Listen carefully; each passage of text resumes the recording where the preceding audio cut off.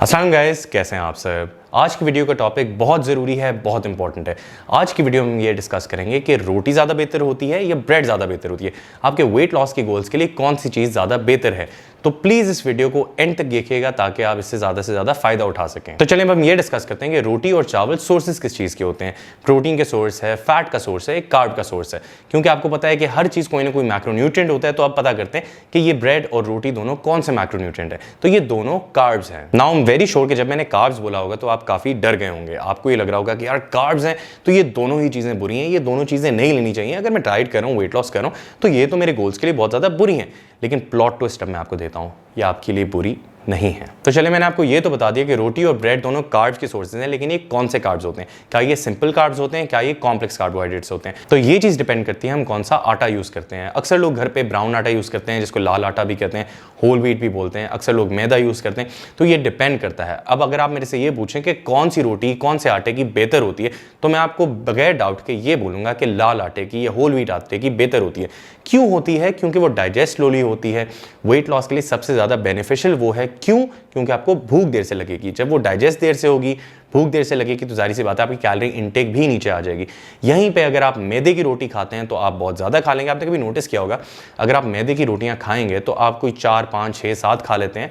बहुत ज़्यादा वैसे बता रहा हूँ, लेकिन अगर मैं आपको रियलिस्टिकली बताऊं तो 3 से 4 यूजुअली लोग मैदे की आटे की जो रोटी होती है वो खा लेते हैं। लेकिन अब हम बात करते हैं लाल आटे की या होल व्हीट आटे की। वो आपके लिए बेहतर कैसे है? जब आप खाते हैं तो आपने नोटिस किया होगा कि उसका टेक्सचर इतना अच्छा नहीं होता, खाने में इतना मज़ा नहीं आता। कुछ लोगों को आता होगा, ज़्यादातर लोगों को नहीं आता। तो जब वो खाते हैं तो वो उनका पेट भी जल्दी भर जाता है और वो 1 से 2 रोटी ही खाते हैं। तो जाहिर सी बात है, जब वो कम रोटियां कंज्यूम करेंगे तो उनकी कैलोरीज भी कम जाएंगी, तो उनका वेट लॉस भी होगा। तो चलें अब हम थोड़ा सा स्विच करते हैं। अब हम चलते हैं ब्रेड की तरफ। जब हम ब्रेड की बात करते हैं तो सबसे पहले हमारे दिमाग में आता है कौन सी ब्रेड बेहतर है। जब हम वेट लॉस पे जाते हैं तो फॉरन ब्राउन ब्रेड ले आते हैं, व्हाइट ब्रेड को हम लाना बंद कर देते हैं। क्यों करते हैं ऐसा और इसका इफेक्ट क्या होता है? क्या ये सही अप्रोच है?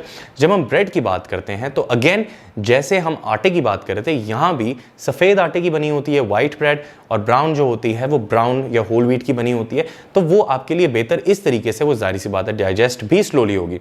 तो ब्राउन आटा, होल व्हीट आटा या whole wheat bread will always remain superior. और ऑल्सो ये डिपेंड भी करता है कि आपको पसंद कौन सी है। अगर आपको पसंद है व्हाइट ब्रेड और मैं आपको ज़बरदस्ती बोलूँ कि ब्राउन ब्रेड, तो फिर ये सही नहीं होगा। सही अप्रोच क्या होगी? फॉर एग्जाम्पल अगर आपको व्हाइट ब्रेड ही अच्छी लगती है तो आप व्हाइट ब्रेड लें, लेकिन कीप इन माइंड इससे आपको हो सकता है भूख ज़्यादा लगे। लेकिन if you take my advice तो मैं आपको बोलूँगा कि होल व्हीट ब्रेड पे शिफ्ट हो जाएं, मल्टीग्रेन पे स्विच हो जाएं।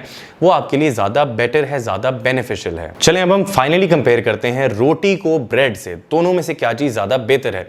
तो इसकी एग्जाम्पल परफेक्टली ऐसे सेट होगी जैसे आप फ्रेंच फ्राइज बना लें तेल में, या फिर आप आलू की भुर्जी बना लें तेल में। बात बराबर है, कोई ज़्यादा डिफरेंस नहीं है। ये सारी चीज़ें डिपेंड करती है आपकी अपनी प्रेफरेंस पे। अगर मैं रोटी की बात करता हूँ, कुछ लोग होते हैं, ज़्यादातर देसी लोग ऐसे होते हैं कि वो कहते हैं हमसे ब्रेड नहीं खाई जाती, हम रोटी खाएंगे। और अक्सर लोग होते हैं वो बोलते हैं कि रोटी बहुत भारी हो जाती है, हम ब्रेड लेंगे। तो ये चीज़ डिपेंड करती है आपकी अपनी प्रेफरेंस पे। अब ये बात कैलोरीज पे भी आती है। कैलोरीज पे ये बात कैसे आती है? और वेट लॉस ट्रिकी यहीं पे बनता है। जब हम बात करते हैं ब्रेड की, तो ब्रेड का बड़ा एक स्टैंडर्ड स्लाइस होता है। एक स्लाइस में तकरीबन 100 कैलोरीज होती हैं। ये स्टैंडर्ड वो है जो आपको बाजारों में मिल जाता है, जो आपको बेकरी से मिलता है। उसके एक स्टैंडर्ड ब्रेड के स्लाइस में 100 कैलोरीज होती हैं। जो आप ब्राउन ब्रेड लेते हैं, डॉन की लेते हैं, किसी की भी लेते हैं, उसमें तकरीबन होती हैं 60 कैलोरीज। अब जब हम रोटी बनाते हैं तो रोटी में हम सबसे बड़ा मसला क्या करते हैं? अक्सर लोग इतनी इतनी बड़ी रोटियां बना रहे होते हैं, अक्सर लोगों की इतनी छोटी सी रोटी होती है। तो ये चीज़ डिपेंड करती है आपकी रोटी के साइज़ पे। इसलिए मैं हमेशा ही बोलता हूँ कि सारी चीज़ें एक्यूरेटली ट्रैक करें। मैं क्यों आपको बोलता हूँ कि आटा ट्रैक करें, जो आप रोटी बना रहे हैं उसको ट्रैक करें। आपको पता होना चाहिए कि कितनी कैलोरीज हैं। ब्रेड तो आपने उठाई, उसके पीछे लेबल लिखा हुआ है, आप देखेंगे कि अच्छा यार ये तो 100 कैलोरीज का स्लाइस है, तो चले मैं 3 स्लाइस लेता हूँ, 300 कैलोरीज हो जाएंगी। रोटी की बात जब हम करते हैं तो आपको नहीं पता चलता। आप कहते हैं ठीक है यार, घर में मेरी 3 रोटियां पकी थी, हो सकता है वो 3 रोटियां जो हैं वो 800 कैलोरीज की, 900 कैलोरीज की हों, तो आपकी जो कैलोरीज हैं वो ऊपर। और यहाँ पे जब हम ब्रेड की बात करते हैं तो बड़ी कंट्रोल्ड है, क्योंकि वहाँ पे पहले से जो क्वांटिटी थी, जो उसका पोर्शन है वो सेट है, उसके साथ लेबल अटैच्ड है। अगर आप कभी बाहर से ब्रेड लेके आते हैं तो कभी उसका वजन करें, स्केल पे उसका वजन करें, चेक करें कि उसका वेट क्या है। उसका यूजुअली होगा 25 ग्राम की होगी या 30 ग्राम की होगी, इससे ज़्यादा यूजुअली ब्रेड नहीं होती। रोटी में सबसे ज़्यादा ट्रिकी पार्ट यही होता है कि हमारे रोटियों का जो साइज़ होता है वो अब नॉर्मल होता है। किसी का इतना होता है, किसी की इतनी मोटी होती है, किसी की इतनी पतली होती है। तो ये सारी चीज़ें डिपेंड करती हैं साइज़ पे। तो यहाँ पे कैलोरीज सारी के सारी आपकी साइज से कंट्रोल होंगी। अब मैं आपको ये नहीं बोला कि सीडी साइज की रोटी ले लें ये वो, मैं आपको ये बोल रहा हूँ कि आप अपने आटे को मेजर करें। पकाने से पहले अपने आटे को मेजर करें, MyFitnessPal पे ये जो भी ऐप आपके पास है जिससे आप ट्रैक करना चाहते हैं उस पर डालें और आपको कैलोरीज पता लग जाएंगी। जब आपको अपनी चीज़ों की कैलोरीज पता लगती हैं, मैं हमेशा आपको ये बोलता हूँ कि आपको जब अपनी इनटेक पता होगी, जो आप खा रहे हैं, जितने ग्राम चीज़ें खा रहे हैं आपको पता होंगी, तो उसको कंट्रोल भी कर सकते हैं। अगर आपको यही नहीं पता कि यार मेरी रोटी में इतनी कैलोरीज हैं, मेरी रोटी में 700 कैलोरीज हैं, 800 कैलोरीज हैं, या हो सकता है 200 कैलोरीज हो, तो आप उसको कभी भी कंट्रोल नहीं कर सकते। जैसे ब्रेड को कंट्रोल करना बड़ा ईजी है। ब्रेड की अगर हम बात करते हैं तो वो बड़ा ईजी है। उसका एक स्लाइस में अगर 100 कैलोरीज हैं, एक स्लाइस में 60 कैलोरीज हैं, तो यहाँ पे हम उसको बड़े आराम से कर सकते हैं क्योंकि हमें पता है। यहाँ पे हमें पता नहीं है, तो प्लीज बी वेरी केयरफुल। अब क्या मेरी सारी बात का मतलब ये था कि ब्रेड बेहतर है, रोटी बेकार है? ऐसा बिल्कुल भी नहीं है। रोटी भी अपनी जगह है, ब्रेड भी अपनी जगह है। टेक्निकली दोनों एक ही चीज़ है, एक ही चीज़ से बनी है, दोनों आटे से बनी है। तो in the end is the same thing. आप कान यहाँ से पकड़ें, यहाँ से पकड़ें।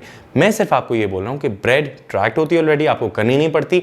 और अगर हम यहाँ पे रोटी की बात करते हैं तो आपको खुद ट्रैक करनी पड़ती है। मैं पर्सनली अगर मेरे से आप पूछें तो मुझे ब्रेड खाए हुए आई डोंट नो पता है कितना टाइम हो गया, मैं रोटी प्रेफर करता हूँ। तो मैं अपना आटा पहले से ट्रैक कर लेता हूँ क्योंकि मुझे रोटी पसंद है, मैं रोटी नहीं छोड़ना चाहता। तो अगर आप मेरे से ये पूछते हैं कि ब्रेड बेहतर है या रोटी बेहतर है, तो दोनों बराबर हैं, दोनों कार्ब्स की सोर्सेज हैं और दोनों आटे से बनी है, दोनों में कोई फर्क नहीं है। तो अब एक आखिरी बात कर लेते हैं कि आपको रोटी या ब्रेड कितनी लेनी चाहिए, कितनी मिकदार में, कितनी क्वांटिटी में लेनी चाहिए। तो ये चीज डिपेंड करती है आपकी कैलोरिक रिक्वायरमेंट पे। आपको जितनी कैलोरीज दरकार हैं, जितनी रिक्वायर्ड हैं, उसके हिसाब से लेंगे। जितने मैक्रोज एलोकेटेड हैं, जितने मैक्रोज अवेलेबल हैं, उसके हिसाब से लेंगे। अगर मैक्रोज ज्यादा है, कैलोरीज ज्यादा हैं, तो आप ज्यादा रोटी ज्यादा ब्रेड ले सकते हैं। अगर कम है तो आप कम लेंगे। तो इसमें कोई हार्ड एंड फास्ट रूल नहीं है। ये सबसे पहले आप अपनी कैलोरीज वगैरह कैलकुलेट करेंगे, मैक्रोज कैलकुलेट करेंगे, उसके हिसाब से खाएंगे। तो गाइस मैं उम्मीद करता हूं आपको वीडियो अच्छी लगी होगी। अगर आपको वीडियो अच्छी लगी तो प्लीज लाइक कीजिएगा, शेयर कीजिएगा, सब्सक्राइब करना बिल्कुल मत भूलिएगा। मैं दोबारा एक नई वीडियो के साथ आऊंगा। अपना ख्याल रखिएगा। अंटिल देन, अल्लाह हाफिज।